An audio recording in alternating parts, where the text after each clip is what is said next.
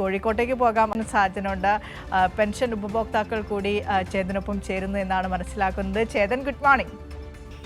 വളരെ നന്ദി വിൻഷ. എല്ലാ ദിവസവും നമ്മൾ ഗുഡ് മോർണിംഗ് പറയാറുണ്ടെങ്കിലും ശരിക്കും ഒരു ഗുഡ് മോർണിംഗ് എന്ന ആ ഒരു വാക്കിന് അർത്ഥവത്തമാകുന്ന ഒരു ദിവസമാണ് ഇന്ന്. കാരണം ഒരുപാട് പേർ സന്തോഷത്തോടെ രാവിലെ എണീറ്റ ഒരു ദിവസം കൂടിയാണ് എന്ന് കാര്യം കൂടി നമ്മൾ അതെ വളരെ സന്തോഷത്തോടെ very good morning Vinisha, very good morning. ഞാനിപ്പോൾ നിൽക്കുന്നത് കോഴിക്കോട് വേങ്ങേരി തണ്ണീർപ്പന്തൽ എന്ന് പറയുന്ന പ്രദേശത്താണ്. അവിടെ ഒരു വീട്ടിലാണ്. ആ വീട്ടിൽ ഒരു ദമ്പതികളാണ് താമസിക്കുന്നത്. വയസ്സായവരാണ്, വാർദ്ധക്യകാല പെൻഷൻ വാങ്ങുന്ന ദമ്പതികളാണ്. നമുക്ക് അവരോട് തന്നെ ചോദിക്കാം. ചേട്ടൻ്റെ പേര് കുട്ടികൃഷ്ണൻ എന്നല്ലേ? ചേട്ടൻ്റെ പെൻഷൻ കുട്ടികൃഷ്ണൻ. എത്ര കാലമായി വാർദ്ധക്യകാല പെൻഷൻ? 10 കൊല്ലമായി. ഇന്നലെ മുഖ്യമന്ത്രിയുടെ വാർത്താ സമ്മേളനം കണ്ടോ? കണ്ടിട്ടില്ല, പക്ഷേ പറയുന്നത് കേട്ട്. ഇങ്ങനെ വാർത്ത വായിച്ചോ? ക്ഷേമ പെൻഷൻ അടക്കം മുഖ്യമന്ത്രി വർദ്ധിപ്പിച്ച കാര്യം വാർത്ത കണ്ടോ?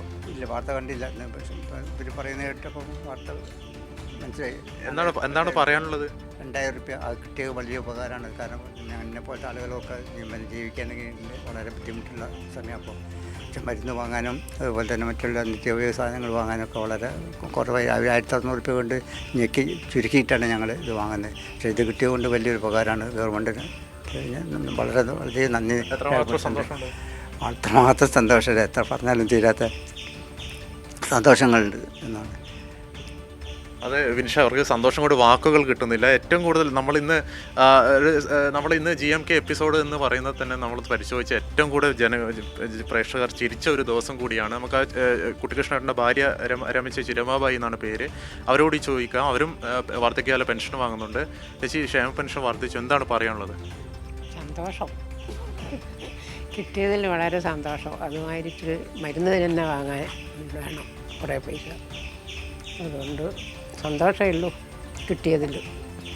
പിന്നെ ഒരു കാര്യം കൂടി പറയാനുണ്ട്. അതായത് രമേശി മുട്ടിന് ഓപ്പറേഷൻ കഴിഞ്ഞൊരു വ്യക്തിയാണ്. കോഴിക്കോട് മെഡിക്കൽ കോളേജ് വെച്ചാണ് ഓപ്പറേഷൻ കഴിഞ്ഞത്.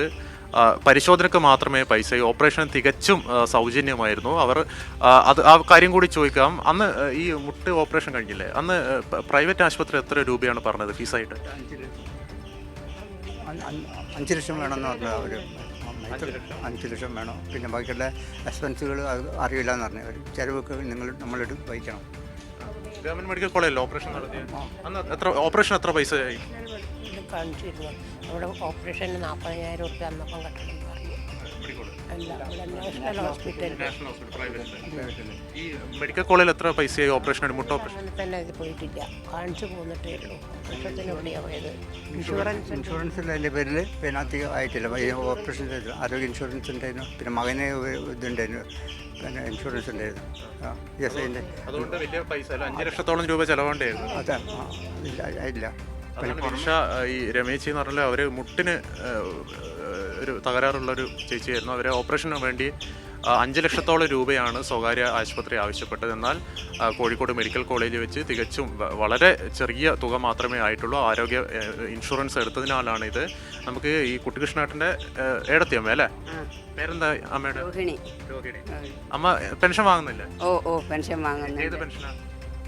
വാർദ്ധക്യ പെൻഷൻ തന്നെയുള്ളൂ. മുഖ്യമന്ത്രിയുടെ തീരുമാനം വന്നിട്ടുണ്ട് കഴിഞ്ഞ ദിവസം, ഇന്നലെ വൈകിട്ട് എല്ലാ പെൻഷൻ അടക്കം, അതുപോലെ തന്നെ നെല്ലിൻ്റെ താങ്ങുവില കൂട്ടി, റബ്ബറിനൊക്കെ ഒരുപാട് പേരെ സന്തോഷമാണ് ഇന്ന് നമ്മുടെ GMK. ചേച്ചിക്ക് എന്താ പറയാനുള്ളത്? എനിക്ക് സന്തോഷം തന്നെ. പെൻഷൻ കയറിയെന്ന് പറഞ്ഞാൽ പിന്നെ സന്തോഷം ഉണ്ടാകുമല്ലോ. വലിയൊരു ഉപകാരം. അത് തന്നെയാണ് വിനിഷ. സന്തോഷത്തോടു കൂടിയാണ് നമ്മൾ ഇവിടെ നിൽക്കുന്നത്.